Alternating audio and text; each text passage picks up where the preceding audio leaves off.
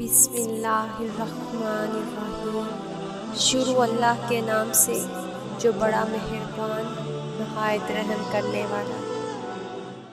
حضرت داؤد علیہ السلام کی قوم کے 70,000 افراد سمندر کے کنارے ایلا نامی ایک بستی میں رہتے تھے۔ ان لوگوں کو اللہ تعالیٰ نے ہزاروں نعمتوں سے نوازا۔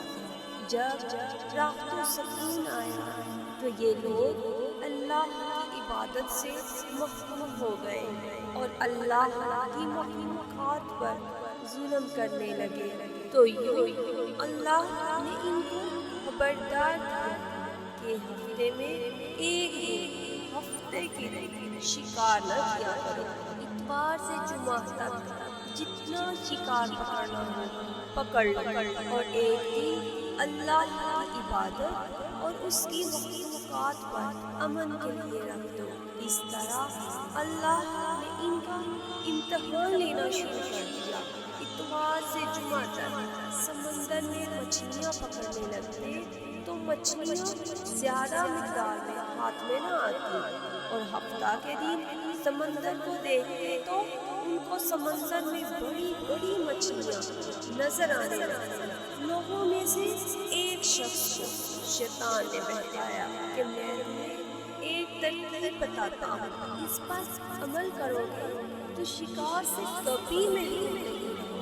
تو بس شیطان کے کہنے پر اس شخص نے کانٹا لگا کر ڈوری کو سمندر میں ڈال دیا کہ مچھلی پھنسے، اور شیطان نے کہا کہ مچھلی کو تم اتوار کے دن نکالنا، یوں ہفتہ کی حرمت بھی باقی رہے گی اور تم شکار بھی کرو گے۔ بس شیطان کی ترکیب پر ہفتے کے دن مچھلی پھنسی رہتی اور وہ اتوار کے دن نکالتا اور خوشی سے پکا کر کھاتا۔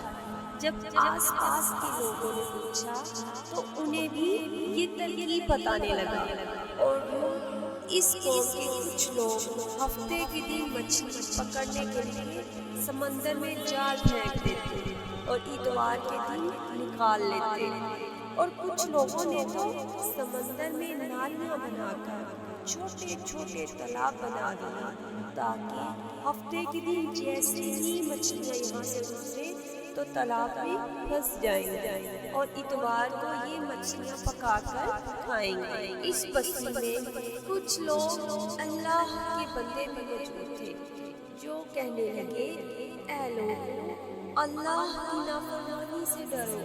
اللہ نے ہفتے کے دن شکار کرنے سے منع کیا ہے۔ اے لوگو، یہ جو تم ہفتے کے دن سمندر میں جال پھینک رہے ہو اور تالاب بناتے ہو، ان میں اگر ہفتے کے دن مچھلی پھنستی ہے تو یہ شکار ہفتے کے دن کا ہوگا۔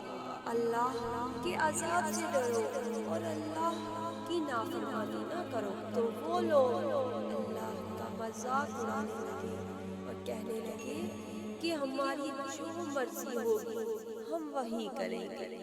اب اس بستی کے 3 گروہ بن گئے۔ ایک ان 70,000 افراد میں سے وہ لوگ تھے جو لوگوں کی بار بار اصلاح کرتے، اور ایک گروہ جو لوگوں سے نفرت کرتے اور خاموشی اختیار کیے ہوئے تھے، اور تیسرے وہ جو گمراہ ہو گئے اور اللہ کی نافرمانی کر رہے تھے۔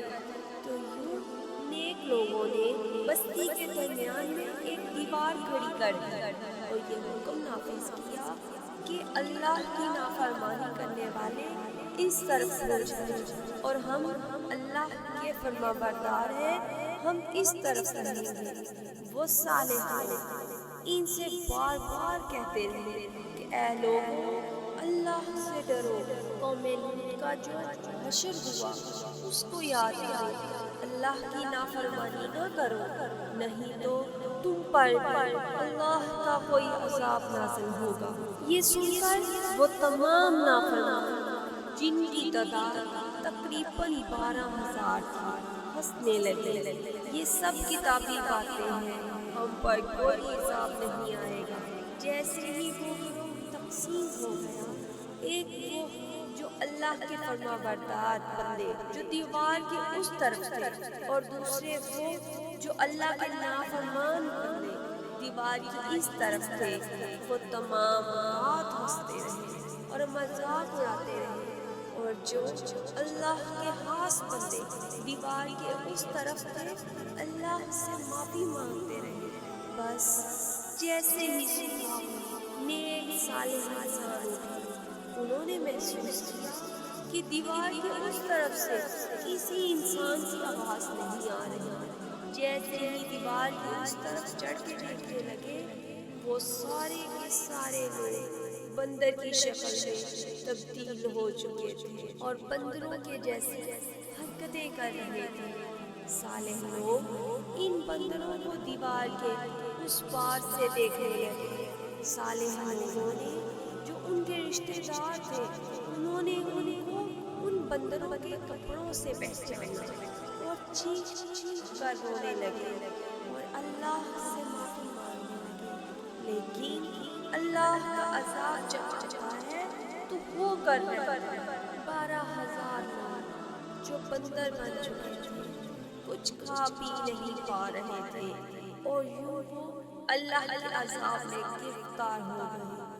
بے شک اللہ ان بندوں کو پسند نہیں کرتا جو اللہ کی نافرمانی کرتے ہیں۔ اے اللہ، ہم سب کو اپنا فرما بردار بنا اور ہمیں ویسا ہی بنا دے جیسا میرے مالک تو ہمیں دیکھنا چاہتا ہے۔ آمین ثم آمین۔